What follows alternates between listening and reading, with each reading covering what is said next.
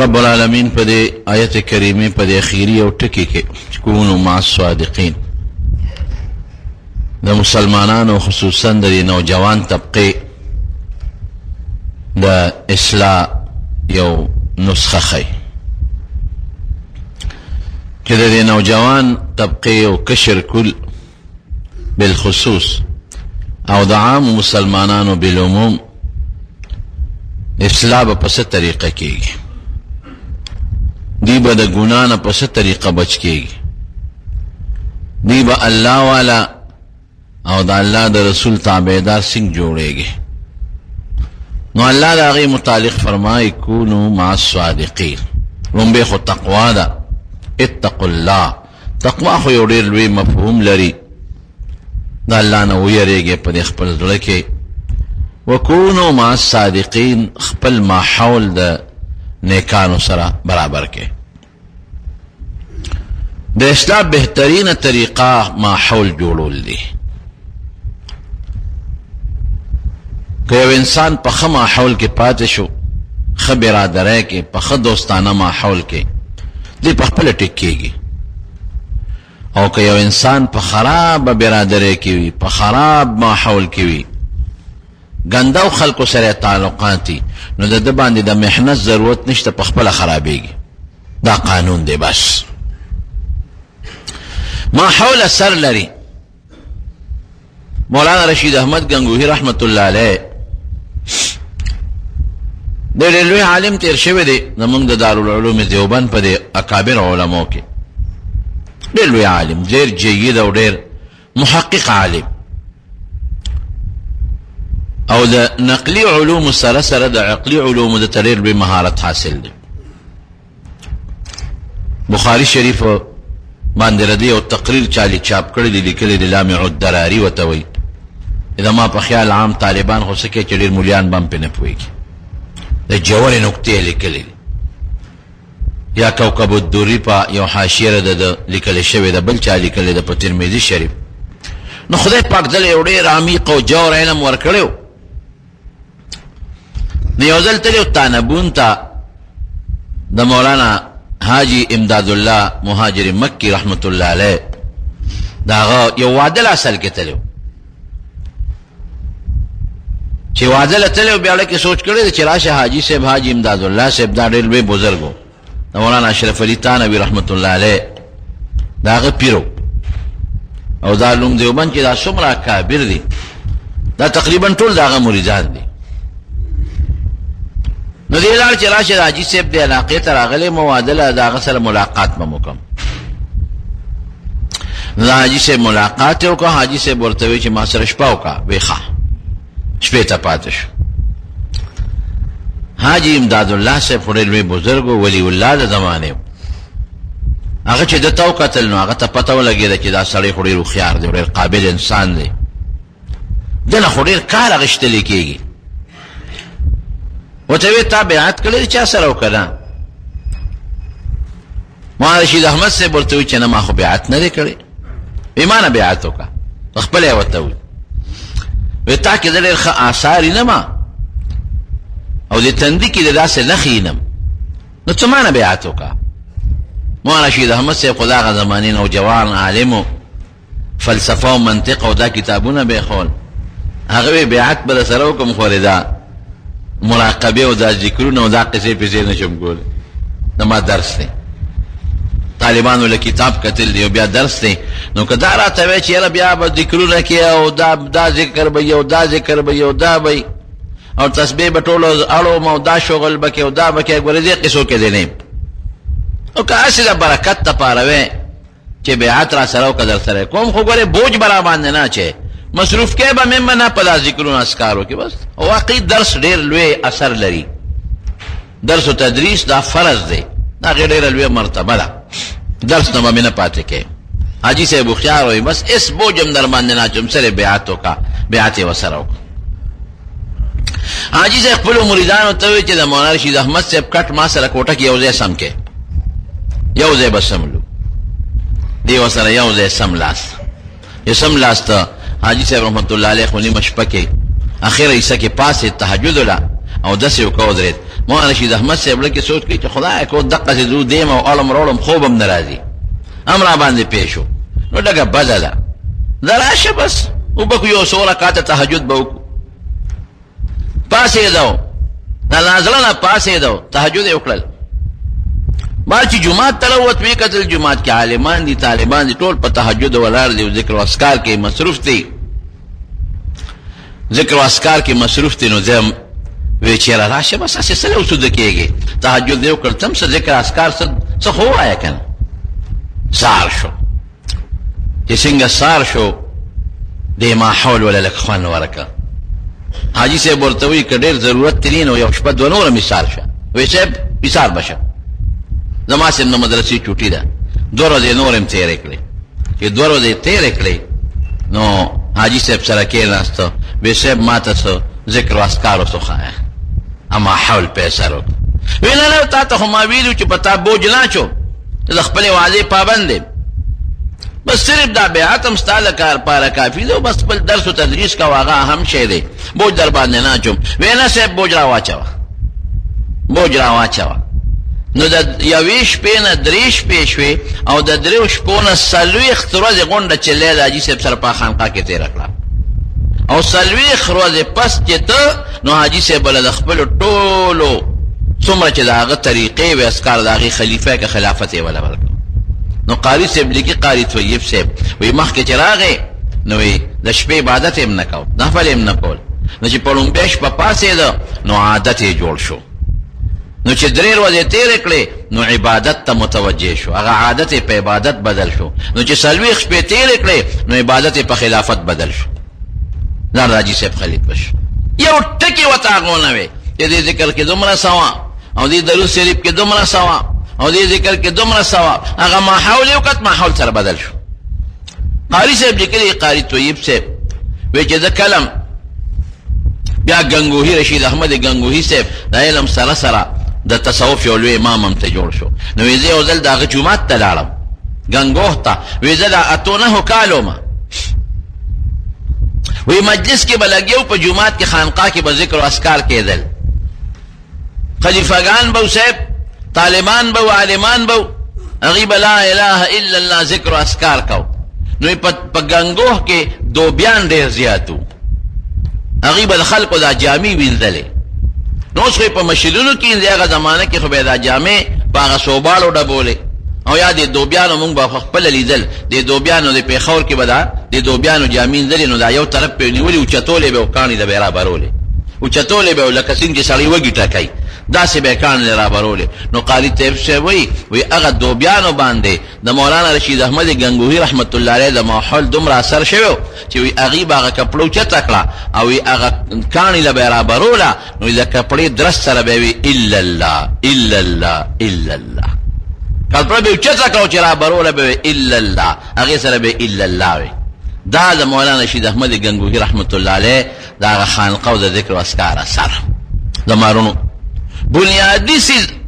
کله یو خپل کشر اصلاح کول غواړي چې زما زوی دی ډېر خلک راشي راځي زوی مې په غلط طرف روان دی لوفرانو سره کېلې پاسي او پیسې الوزي او بیزایم ما سره ما تسبق ګوري پلار تسبق ګوري مور تسبق ګوري او څه وظیفه او خای او څه درود او څه الفاظ راته او خای او څه تعویذ او څه دم راته او خای د دې لپاره نه تعویذ ضرورت شته دې لپاره نه دم ضرورت شته دې لپاره بهترین علاج دا دی چې د خپل وی ماحول ټیکا دې د غلط او خلق او د غلط مجلس نه منې کا او پنیک مجلس کې کېنا بس ماحول ټیکا په خپل اثر کوي قسم دې د نبی کریم صلی الله علیه وسلم چې دا څومره صحابه کرام الله تعالی په صحبت د نبی علیہ السلام کې داخل کړل دا مسلمانان شو او دې دا څومره دین ذکر دی د پیغمبر علیہ السلام د ماحول ناست ذکر دی ناست کړی د نبی علیہ السلام طاقت کتلی چې دې سکه او ما عمل اختیار کړی تاسو احادیث کې ګوره نو د نبی علیہ السلام اقوال چې نبی هم دا فرمایل دا کم دي افعال زیات دي او صحابه وی نبی علیہ السلام بدا چل کاو رأيت رسول الله صلى الله عليه وسلم يفعل كذا ما وتوقت الداكار كول ما مغكار شوروك نبی علیہ السلام می ویلي چې دا عمل یې کوم ما هم دا عمل شروع کړ. نبی علیہ السلام می ویلي چې دا کار یې نه کوم ما هم د هغې نه ځان وساتو. او زمونږ د تابعینو ډېر روایات په دقسې فعلي روایات یا تقریري چې ما صحابه ولیدل هغوی دا کارونه کول نو موږ هم ورسره هغه کار شروع کړ. ما حول یې وجید ما اثر لري. نبی کریم صلی الله علیه وسلم چې کله مکه فتح کړه د مکې د فتح نه بیا نبی علیہ السلام لاړ حنین ته. طائف او حنین دغه جهادونه شو. د حنین نه چې کله واپس راته نو د مکې مکرمې په ګاوان کې یو ځای کې نبی علیہ السلام دمه وکړه. هغه به د اسونو او د اوښانو سورلی وې، یو شال مزل به ګرانو دمه وکړه. د مانځه وخت پرې راغی. یو صحابي ته بلال رضی الله عنه ته نبی علیہ السلام یې بانګ ووایه چې موږ دلته مونځ کو خیمې خښې کړې وې، هغه بانګ وې.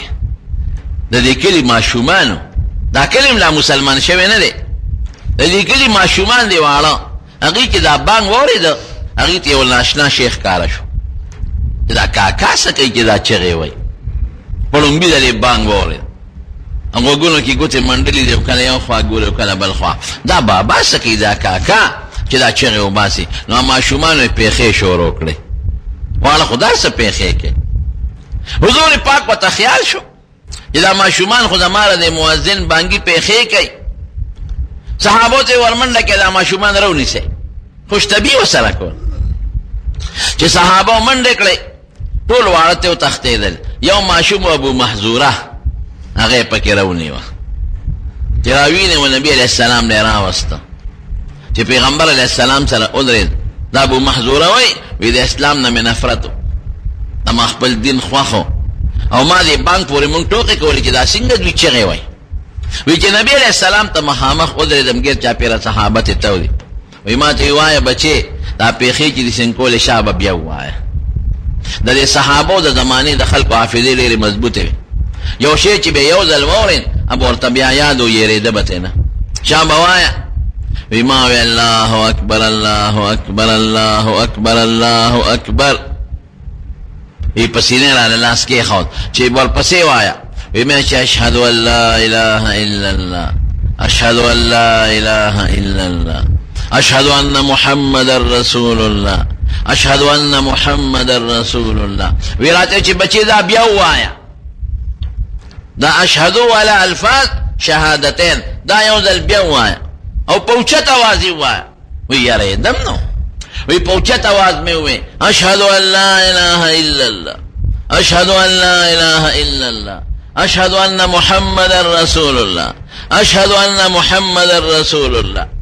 وی به چې زمخ کې وایا ما حي على الصلاه وحي على الفلاح الله اکبر او بان خلاص کو. وی قسم دې چې ما د نبی علیہ السلام مبارک د لاس په دې سیله د پاسه ایمان کې خون او دا اشهدو را باندې دوباره وی اسلام می پاله کې ورننه و. چې صحابو دې ما حال ته مې وکړه څوک مسکی لګیا دي چې الله تعالی سوچت کړی دی نماز وخت او صفونو کې ودرېدل او خشتخ کلی شکلونه دي او یو بل سره مینه ده یو بل سره یو ځای ناست دي. وی چې دې ماحول ته مې وکتل، وی مې چې د الله رسول ما ته اسلام وښایه زم ستا په دین کې داخلېږم. خدای مسلمان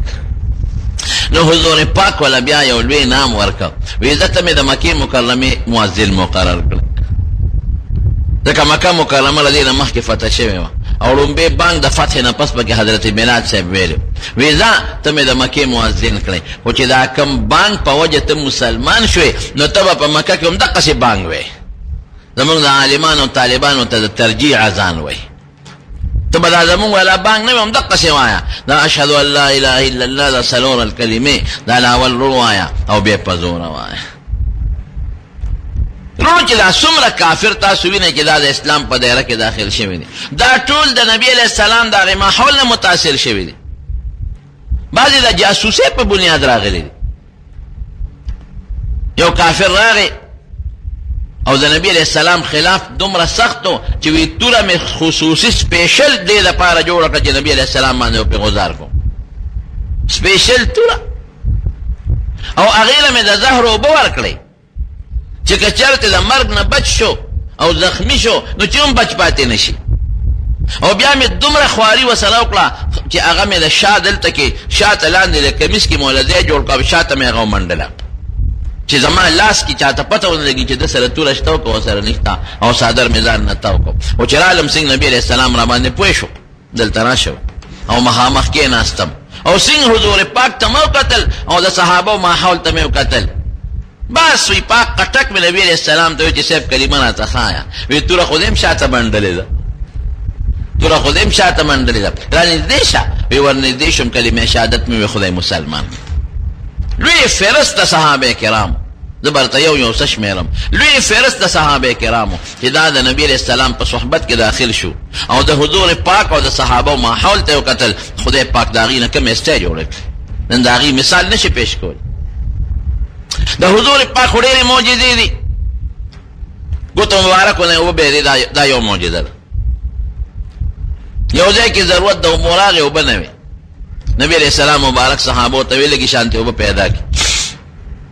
هغه کاسه کې لګي وب پیدا کړي هغه پکې د خپل ګوت مبارک کې خوندل او په خټ کې دوه شوي او چې څومره صحابه هغه اومس کله سارویا مسکلي مشکونه امته ډکل معجزه شو یو ځای کې د اسماتي ضرورت راغی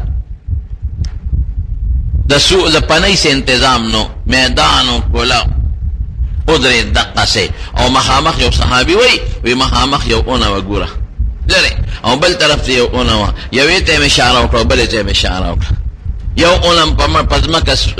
سیریکای شلای او نبی علیہ السلام لاله او بل زمکه شلای او حضور پاک لاله او د دواړو اونو څنګه ټیټه شوې زمکه ته جوخته شوې او پیغمبر علیہ السلام ته پرده جوړ کړه او د سیمات کو چې او د سیمات کې یوې ته اشاره وکړه بل ته یو خپل دی لاله او بل خپل دی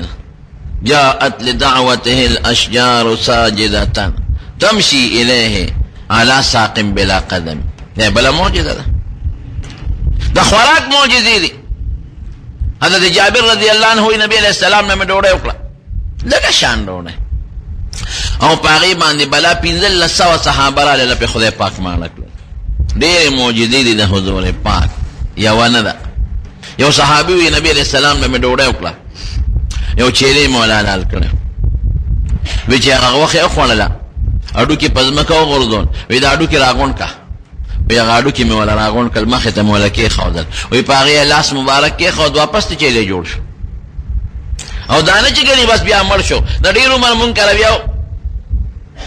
یو بل صحابي وی نبی علیہ السلام یو تولیه را کړ یو رومال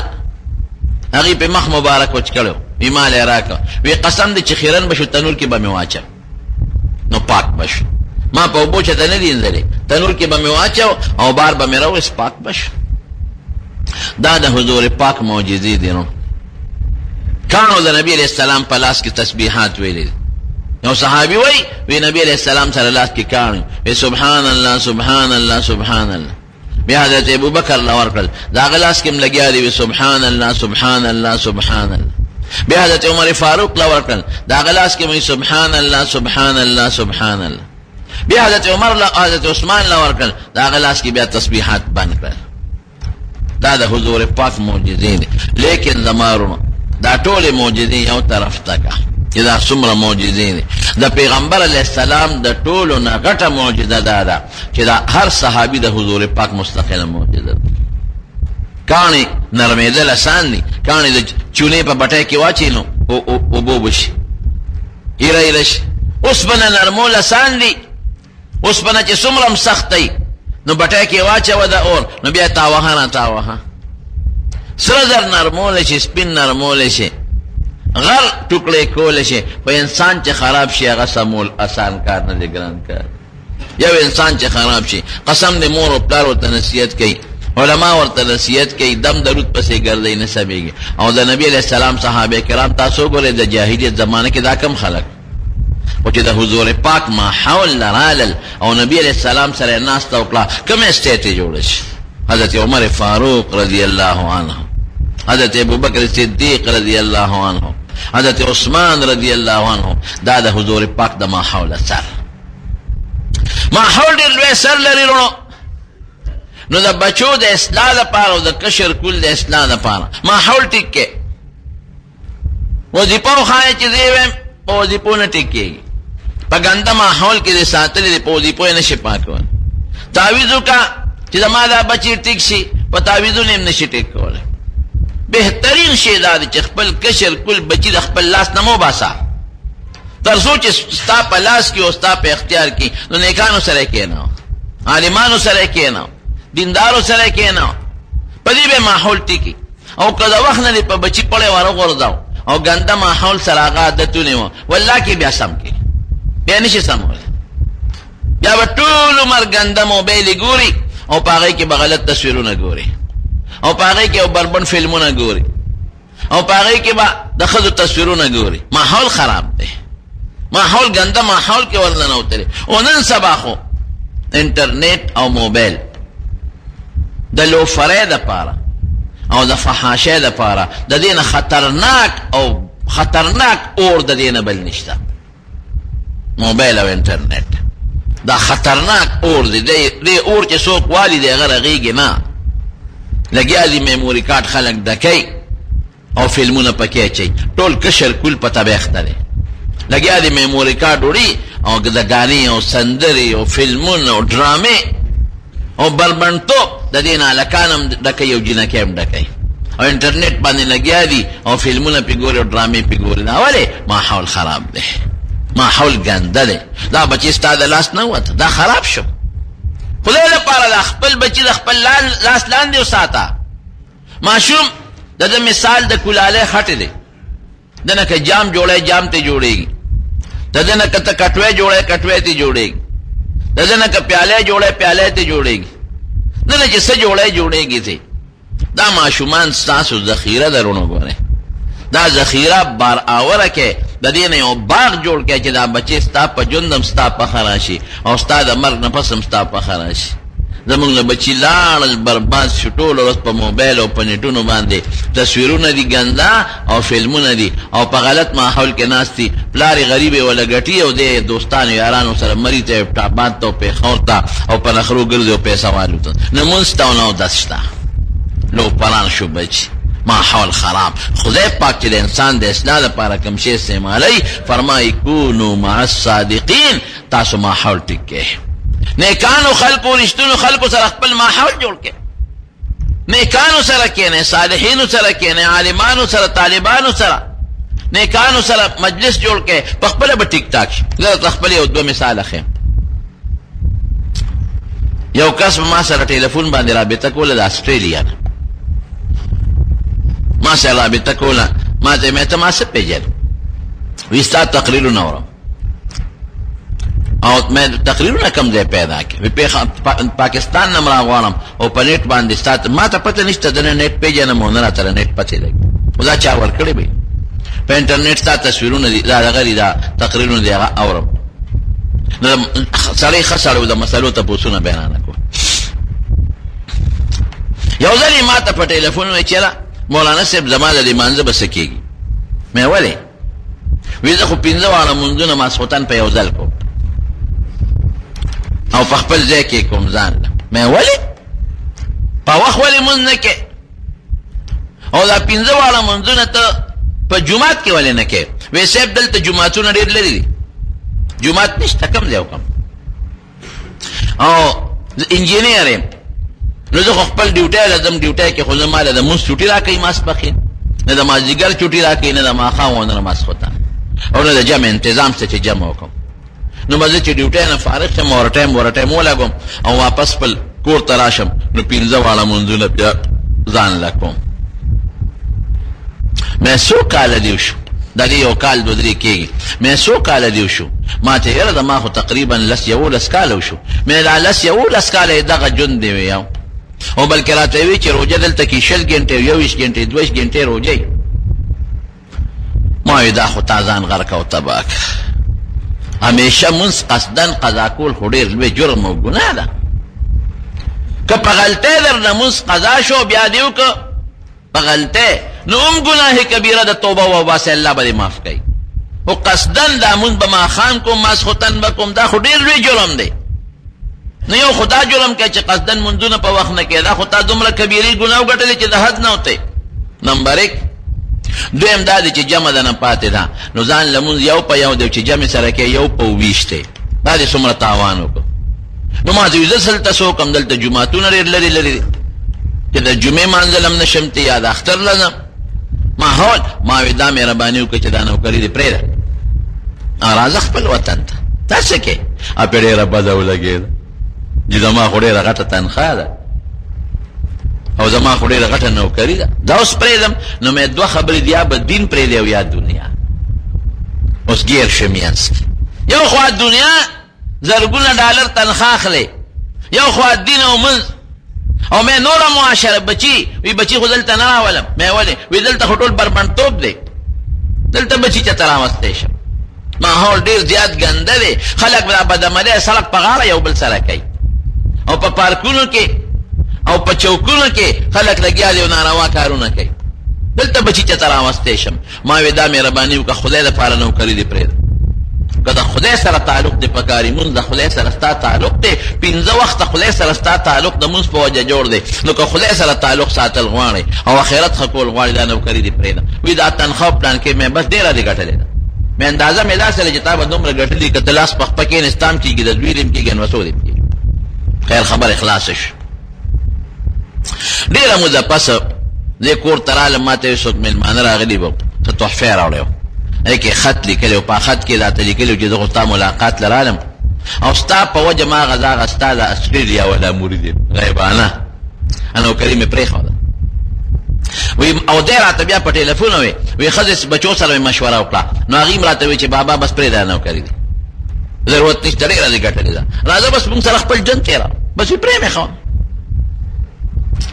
بیا یو ځل ټلیفون راته وشو څه موده پس ټلیفون مې اوچت کړه سعودي نمبر مې لکه څوک خبرې کې وی زه له جدې نه خبرې کوم پلانکي مې نوم دی مې په نامه ونه پېژنم مې ما ونه پېژندې وی زه ستا هغه اسټرېلیا والا بیلما زه مرید یم مې جده کې څه کوې وی ما باندې خو خدای ډېر لوی فضل وکړ مې هغه څنګه وی بس په کور کې ناست وم او انټرنیټ مې کولاو کړی بس اسټرېلیا خو مې پرېښود وړه به مې کله کله خپه و چې بلا تنخواه دې پرېښود وی چې ناست وم نو په جده کې یو کمپني وه هغې انجینیر غوښته هغه انټرنیټ باندې ما معلوم کړ نو ما خپل سی وي ورته وایي دا خپل چې د کوم قابلیت دی د هغه یو فایل ورته په انټرنیټ ورولېږي وی چې ورومې لېږي یو څو ورځې پسې راپسې خط راولېږه چې راځه دلته موږ تاله نوکري درکوو وی لاړم جدې ته اوس جدې ته چې ورسېدم نو په یو کمپنۍ کې ما ته سرکاري خپله نوکري میلاو ده او په بله کمپنۍ کې اوس مازدیګر نه پس پرایویټ کې یو 2 غنټې نوکري کوم دواړه چې یو ځای کوم د اسټرېلیا نه مې تنخواه زیاته ده یوه شوه او دویمه څه وی دویم دا دی چې دلته راته ښه مزېدار کور بنګلی را کړې ده او ښه د بچي مې مروستلي ځان سره هلته ښه د بچونه هم لري او ما ته وی درېیمه وی تا سره انټرنیټ کوي چې درته خپل پوټونه ورلېږم مې نه زه د پوټوانو شوق کوم او نه په دغه شي پوهېږم ما ته مخکې مې داسې و چې ګیره مې مخریل او برېت به مې مخریل او پتلون کې به ګرځېدم او ما ته وی که اوس دې ولیدم که نه وی لوی ملا به راته ښکاره شم ابې خوشطبع هلک دی مې هغه څنګه وی ښکلې ګیره به مې پرېښوده خشته جامو کې ګرځم او د ټولو نه غټه خبره دا شوه د ټولو نه لویه خبره چې وی د جمعې او د خالي مې 2 ورځې چوټي ده دا 2 ورځې په مکه مکرمه په حرم کې تېروم بچیم ځان سره بوځم او په خپله ممریم کوم او وی جړل په ما ته په موبایل وجړل ما ته وی مولانا صاحب چې د طواف کوم او دعا کوم نو وی لومبې تا خامخا یادوم دا ولې ماحول هلته ماحول خراب دلته ماحول ټیک پیسې خو د خدای په لاس کې ډوډۍ په خدای په لاس کې ده 11 کاله د ښځې او د بچو نه لرې او چېرته ورسره ښځه او بچي په حرم کې ملګري کېدل د اسلام بهترینه طریقه ماحول ټیک کول دی دا یو دویم مثال هم د خپل درکو دلته دوره کې ناست وم یو سړی راغی نوم یې درته نه اخلم د سواتو نو ښایسته ښکلې پټکې اغوالې او ښکلې مزېدارې ما نه اوږدې جامې او کونټه یې ورسره وه چغې چولې وه ما وې دا به څوک لوی عالم وي شیخ الحدیث دی خیر راغی ما سره کېنه دي عیدګاه کې کېناست ما سره چې کېناست ما چې هغه سبق پوره کړو زه ورته ورپاڅېدم راته غاړه وه مولانا صاحب مې ورته کول ما ته یې مولانا نه یم عالم نه یم امي سړی یم وی زه یو ځای راته یاد که سوات کې وي دا هغه ځای وی ستا ملاقات لراله خو دا مې دریم ځل دی چې ته مې لاندې کړې ما یو ځل ګاډي کې ناستو ما نو زما یو دوستو مال یو کیسټ راکړه چې دا کیسټ واوره. وی ما کیسټ راواخیست ګاډي کې مې ورکوي. ما څه شی دی؟ وی چې دا یو مولانا دی او د هغه تقریر دی. وی ما کیسټ اخوا ورغورځاو چې مړه که څه د موسیقۍ کیسټ یې هغه میدان ته ګیره به مې خریله، برېت به مې خریل، پتلون کې به ګرځېدم او ټي وي کې مې کار کوم.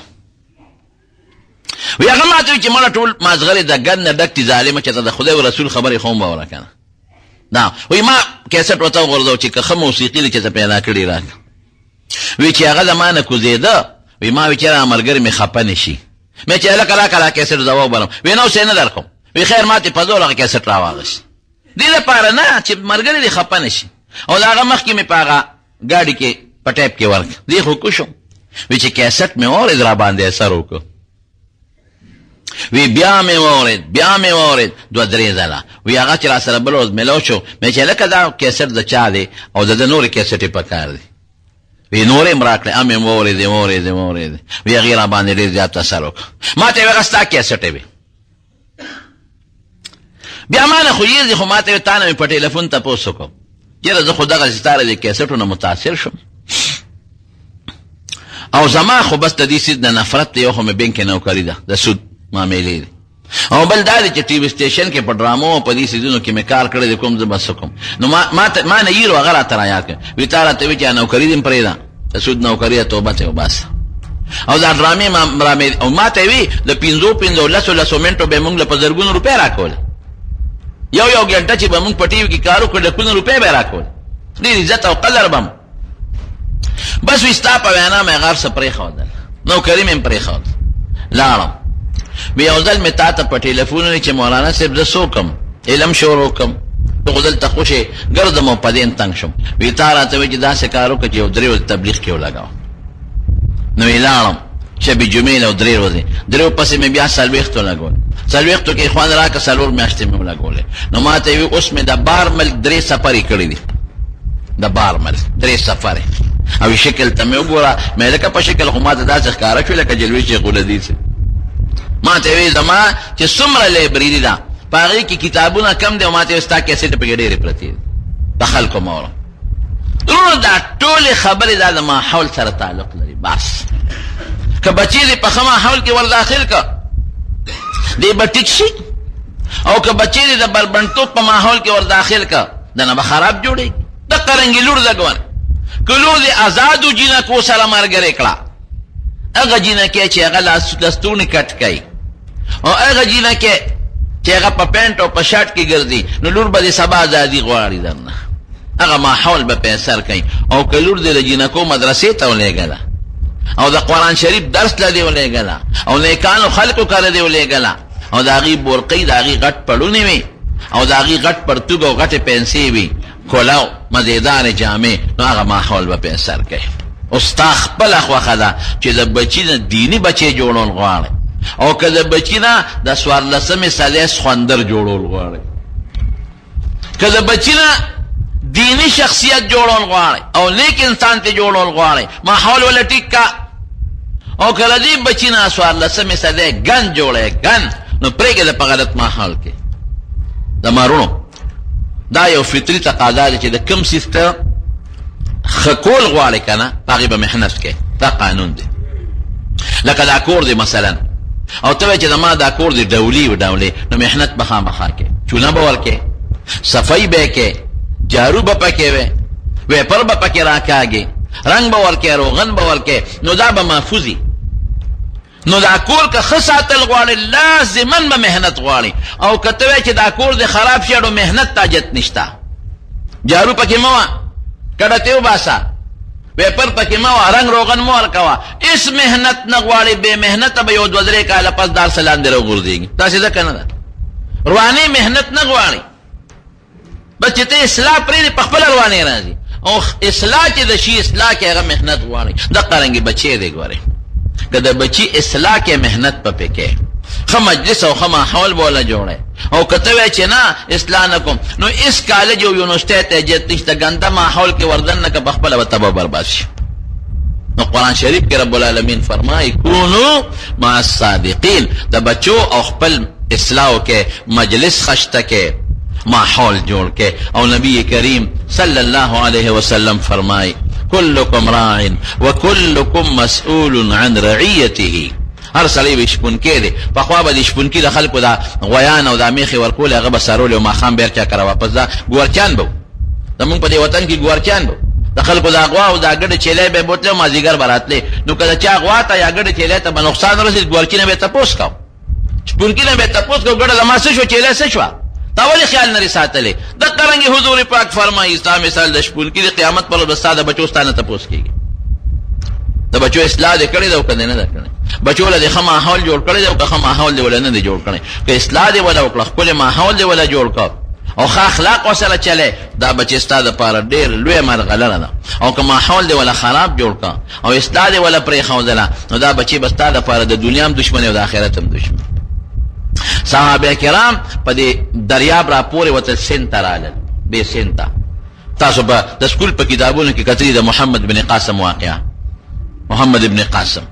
دې سیند ته رالل صحابه. نو چې د سیند خلکو به صحابو ته کتل، مسلمانېدل به. د سیند نه بیا پنجاب ته رالل او د پنجاب په لاره هندوستان ته لاړل. قسم دې اوس موږ څومره محنت کوو په خلکو نه مسلمانېږي، محنت پې کوه څوک نه مسلمانېږي. مولانا عبیدالله سیندي رحمت الله علیه تللی و د روس هغه مشر ستالن له، چا چې انقلاب راوستی و، ستالن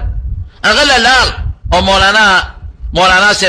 عبیدالله سیندي رحمت الله علیه هغه ورته خپل دلایل هر څه پیش کړل چې ته دهریانو خدای نه منه، د مسلمان شه او زمونږ د اسلام دا نظام دی، دا نظام مطالعه کا، دا وګوره او په خپل روس کې دا نظام متعارف کا، هغه دهریت متعارف کا. دا دهریت ټیک نه دی ګوړی د سبا به ردین ستا قوم تنګي. دا اسلام والا سسٹم دا په خپل وطن کې نافذ کو، جاری کا. هغه مولانا سے مال مقرره کدا ز ګورم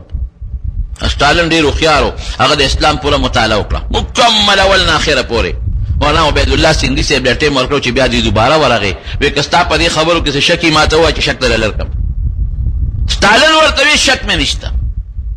د اسلام د نظام نه بهترین نظام د معاشرې د اصلاح لپاره بل نشته. د بچی د اسلام اصلاح لپاره د اسلام نه بهترین شی بل نشته. د ښځې، د بچو، د کور ماحول، کلی، ګاون او د قانون د اسلام نه بهترین بل نشته. بالکل نوې کستا څه شک مولانا صاحب خوشاله شم چې سړی به مسلمان شي او په روس کې به اسلامي نظام اعلان به وکړي. وی ما ته چې هېڅ شک به نشته بهترین نظام دی. خو مولانا صاحب یو تپوس ته نه کوم، وایا دا نظام ته ما ته عملي چلته ښولی شي؟ یو نمونه راته وښایه چې زه ورته وګورم هغسې وکړم. او دا کم نظام چې دا کم تا ما ته پیش کړی دی، دا په مسلمانانو کې ما ته عملي ښودلی شي؟ 1000-2000 کسان په دې سیز ما ته ښودلی شي چې دا دغسې شته اوس دې زمانه کې؟ دغه نظام یو ملک راته وښایه او دغه افراد راته لږ مخامخ وښایه، نو بالکل در سره ملګری کېږم. مولانا صاحب وایي چې ما نظر وکړه ټوله دنیا کې په دې نظام کې څوک نه ښکارېدل، نه مې شوښولی ورته. یو د صحابو جماعت په دې نظام برابر و. نن موږ محنت کوو، کوشش کوو خلک د اسلام نه تښتي. هغه چې به صحابو ته کتل اسلام ته به راتلل، هغې ماحول ټیکو. نن زما که سر ټیکي سینه به مې خرابوي، سینه مې ټیکي د کونډۍ به مې خرابي، کونډۍ مې ټیکي خپې به مې خرابي. که معاملات مې ټیکي عبادات کې به مې فرقي، که عبادات مې ټیکي معاملات به مې خرابي. مونځ به کوم، روجې به نیسم، ذکر و اذکار به کوم، ګیره به مې پټکې به مې، هلته به سود کوم، معاملات خراب. هلته به ګنده نظام له منډې وه، هلته به موبایل ګورم، هلته به په نېټ ګناهونه ګورم. معاملات به مې ټیکي، کاروبار به مې ډېر مزېدار او خشته، عباداتو کې به مې نقصان. ډېر خلک وایي که نه شکل ته مې مه ګوره، مړه عمل ته مې وګوره. نه نه، شکل عمل سره تعلق لري، دا خطا خبره. عمل به ډېر مزېداري، خشته کې شکل به خرابي. رونو ماحول د صحابه هغه چې خلکو به دا تابعین چې دا دومره په لکاو خلک اسلام کې داخل شو، دې مدرسو کې نه داخل شوي، دې ته دعوت او تبلیغ دومره ډېر نه دی شوی، دې په سکولونو کالجونو کې نه دي داخل شوي. دې به د صحابو ماحول ته وکتل، بس صحابي به څنګه هغسې به جوړېده، صحابو به د نبي علیه السلام ماحول ته کتل، بس هغسې به مسلمانېدل. او جاندار خو څه کوي، بېجان اثر کوي، بېجان. د هغې مثال هم در درکړم. د کافرو ګولی ده، د کافرو سپینه صندوق کې واچوه، 1 غنټه یا 2 غنټې، بیا ته هغه جامو ته ګوره، د کافرو د ګولی خوشبو به کوي که به نه کوي؟ ګوره بېجان شی دی، سر یې وکړو. ګلاب راوالو جیب کې واچو د ګلاب پاڼ یو سو او بیا تا هغه جیب وسنډه جیب نه بلغه خوشبوزي کې بنځي یا په جمعات کې دلته کې پخوا به خلکو غیاګانې چولې بروازي او لوخي به چولې جمعات کې لوخي او دی بروازي چې به واچول آیا دې بروازي لوخي به بیا چا ساروخ پوت اچول نه ډیران ته به غردول نه جمعات به پاکو هغه به ورله وبو کې به غردول ولې دې بروازي جمعات کې وخت تیر کړی دی یا قبل مال چې تا د قرآن شریف نه تو کړی دی د قرآن شریف کڅوړه دا خو د بازار ټوکړه د 50 روپۍ کېږي په دې چا پوزه سون کړی دا نه په دې ولسمات یو چولې شي نه ولې نشي چولې ما حول قرآن سره پاتې دی جون دې د قرآن سره پاتې دی ټوکړه د وسړې په کړی دی دی بروزي دی پول جمعات کې وخت تیر کا ما حول د جمعات سره جوړ دی ځکه نه په دې خو پوزه پاکه کی نشي پاکوله نو چې بیجان شي دا یو خزه سره داغه ماحول پاتې شي او داغه وخت تیر شي داغه خلک احترام کوي قدر کوي نو چې انسان د انسانانو نیکانو سره پاتې شي خدای به قدر نه کوي بهترین شی د ماحول جوړول کشر کول چې څومره ستاسو دې ګوره د روان دي ټول بربند توپ پس روان دي ټول مازیګر او ما خام صدر ته اسلام آباد ته یو خپل خبر بربند توپ پس منډي وای ټول په موبایل کې انختي ټول په انټرنیټ انختي دي ټول په بربندو فلمونو انختي دي خدای لپاره د دې بچو اصلاح کې څه کوي په کوم طرف روان دي دا راول دي قانون سره کېنه علماء سره کېنه دعوت لارې سره مخامخ کې دینه کار والے چې دا بچستا ذخیره ده چې دا صالحان او نیکان جوړ شي دنیا کې مستاله فائدې آخرت کې مستاله فائدې او کدا صرف په لور واچو چې زمونه بس بل کار بکای نه په دې نه خلاصيږي خدای په قیامت کې تا نه تاسو کوي چې ستا وس کې د ولې بچي غلط طرف ته بوته او دنیا کې مستاله لپاره تبه ذریعہ ده نو بهترین شی د اصلاح لپاره دا ماحول دی نبی کریم صلی الله علیه وسلم مثال ورکړي ودا د خما حول مثال هغه د اتاری دی یو سړی اتر پر وسره کېناس یا به اتر والی یا باغه ول اصل ام په وخت کې کېږي او که اسم نه یو غنټه نیمه غنټه خو د خوشبوې مجلس کې تیر کړل کنه دا غرنګ یو عالم سره کېناسته یا به ته مسلې ته پوښتنه کی هغه برته مسله بیان کی او کني یو غنټه خو د مجلس کې کېناسته کې تیر کړل کنه او د غلط ماحول مثال داسې لکه د اور بټې د چورل یا خو به یو سکار راشي جامع بدله توري کی او به شو دی او کدا سینی نو غنټه نیمه خو د بدبوې مجلس کې تیر کړل نو غلط ماحول بیا در باندې اثر وکي کني غنټه خو د غلط ماحول کې تیر کړل نو چې کوم مجلس کې د خدای د رسول خلاف خبرې کوي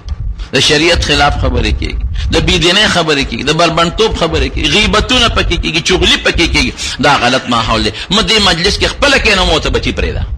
چې کوم ماحول کې د الله د ذکر خبرې کوي درود شریف سبحان الله تسبیحات ویل کېږي د دین خبرې پکې کېږي د پیغمبر او د خدای خبرې پکې کېږي د شریعت خبرې پکې کېږي دا خه مجلس دی په خپلم پکې کېنو بچیم پکې کېنو الله یې موږ له ماحول لګي رب العالمین د فتنو آفات او بلیات نن پامن کې اوسات رب ذل جلال دعا جهان خیرم نصیب کې او د دعا جهان د شرونو د فتنو آفتونو نن پام نو امان کې اوسات پروردگار زمون ماحول ټیک کې ماحولم شریکه خدای بچیم د لو فروز جن او سازه او باندې او بچ کې شرکول چې سمره دي خدای نه کې تو دینداري ته متوجه کې خدای که څوک مریضان دي ته ول شفا ورکې که څوک قرضدارانی قرضونه اخلاص کې او خدای د دنیا او د آخرت د فتنو آفتونو نن پامن کې اوسات اخر وکم په خپل کلمه نصیب کې لا اله الا الله محمد رسول